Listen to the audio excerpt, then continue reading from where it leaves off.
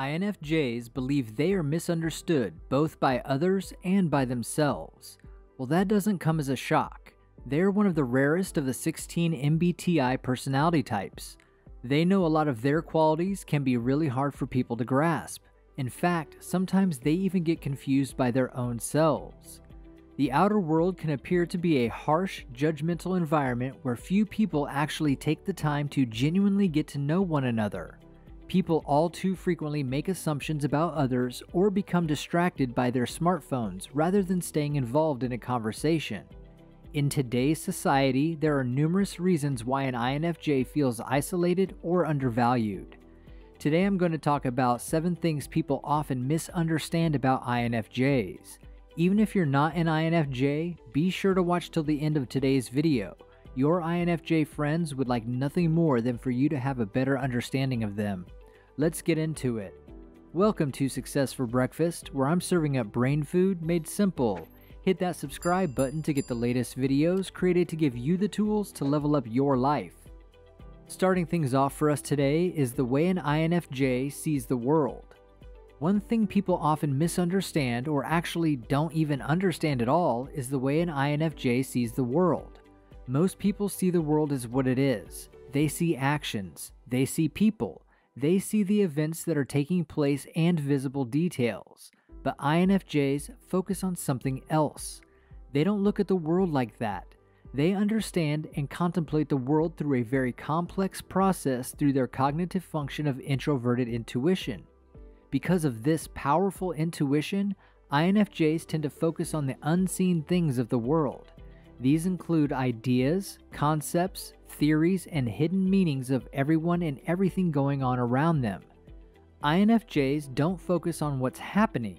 They focus on why it's happening. INFJs find the hidden meanings behind things, actions, and people.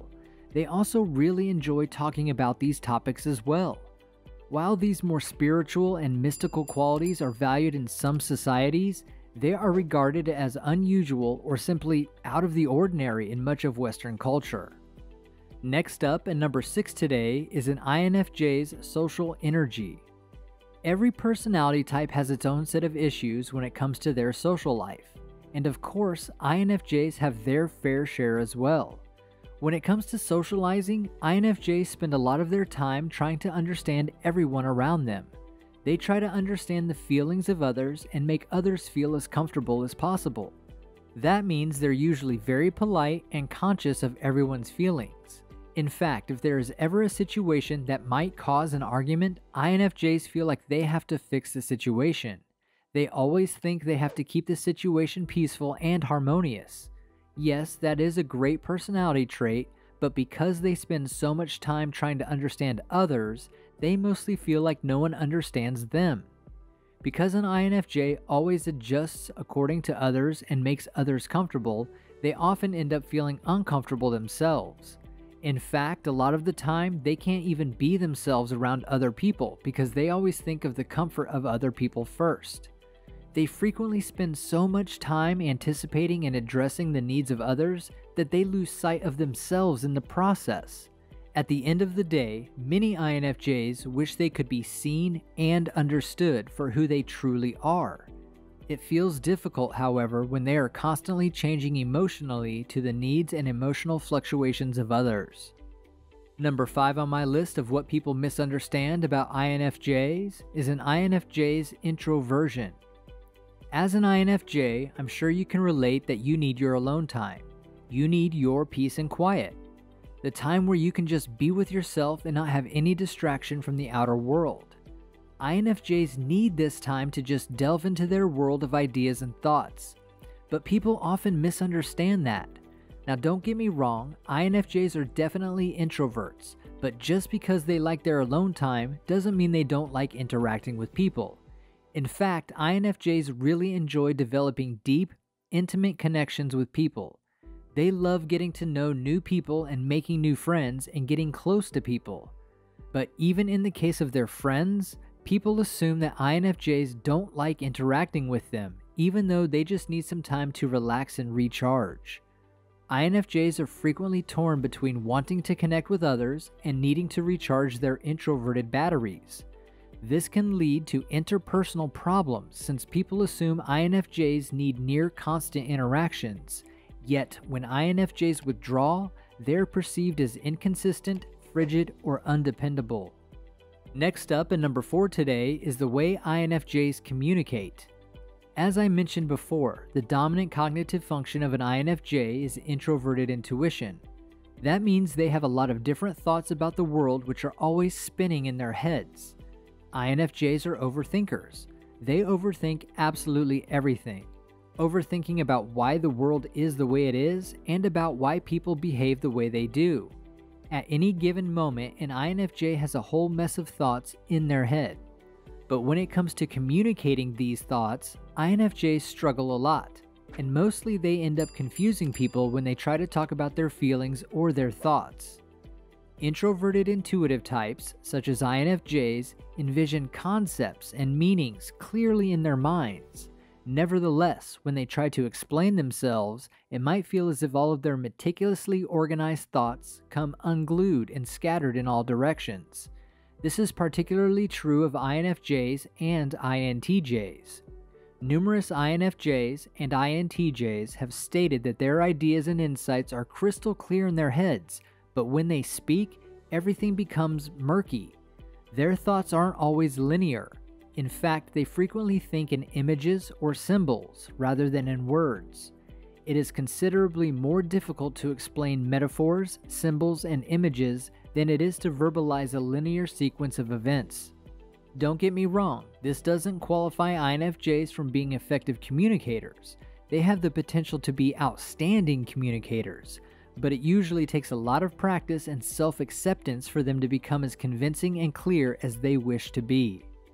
If you've gotten some value from this video so far, please show your appreciation and hit that like button. That signals YouTube that you think other people could benefit from this video too. Kicking off my top 3 is INFJs are often underestimated. INFJs are compassionate, perceptive individuals who desire to make the world a better place. However, because they aren't as forceful and direct as many other types, they are frequently rejected or go unnoticed. Many INFJ women in particular are perceived as kind or timid, even if they aren't, and thus disregarded since the more dominant, bold, stereotypical male approach to communication is viewed as the ideal when it comes to performance and success. INFJs are frequently underemployed because they are overlooked for advancement in favor of their more outspoken and direct competition. In a world that encourages males to be more dominant, blunt, direct, and vocal, INFJ men especially struggle to feel understood and valued. In the runner-up spot is in a world that feels shallow, INFJs care deeply. It seems most of the world is focused on little things. They're focused on celebrity gossip or fashion trends. They're focused on different scandals or dramas. But when it comes to INFJs, these things are way too shallow. Their focus and care is towards something entirely different. Instead of shallow things, INFJs like to focus on things that can make the world a better place. They have very high standards for themselves and they want to achieve a lot. They want to do something that will change things for the better. INFJs are big picture thinkers who wish to better the world for their own sake as well as for the sake of those around them. They hold themselves to high standards and are constantly striving to reach their full potential.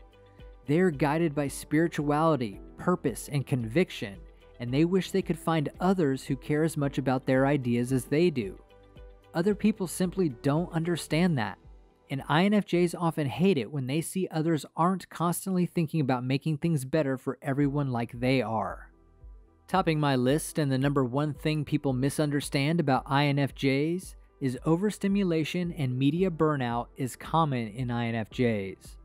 The world we inhabit today is heavily reliant on electronic connections. Juggling social networking platforms while also staying on top of texts, Zoom meetings, and phone conversations is a daily problem for many people, especially INFJs. They require a significant amount of time to disconnect from the actual world and register their thoughts, where they can explore ideas and simply imagine. They require silence in order to completely digest their insights and intuitions as intuitive dominant types. Unfortunately, the world isn't set up to accommodate their needs and wants. Friends get upset because they didn't answer quickly enough to a text, and their work requires them to attend repeated Zoom meetings where they must see a dozen other faces looking out from the screen.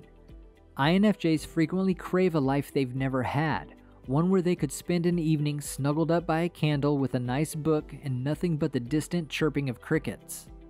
A life in which their social needs were addressed through intimate, one-on-one meetings with friends. INFJs require profound concentration on one item at a time. They are overstimulated and overwhelmed by the competing demands that smartphones and technology have generated. Their friends just seem to misunderstand that they don't want to talk, but in reality, they just need a break. We all know that INFJs place a great priority on personal integrity.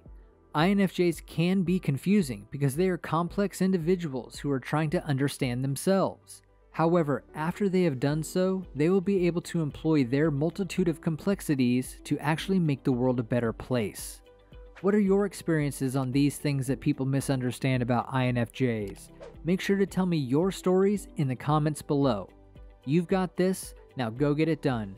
Grab yourself some more INFJ brain food and click on one of the videos on your screen right now.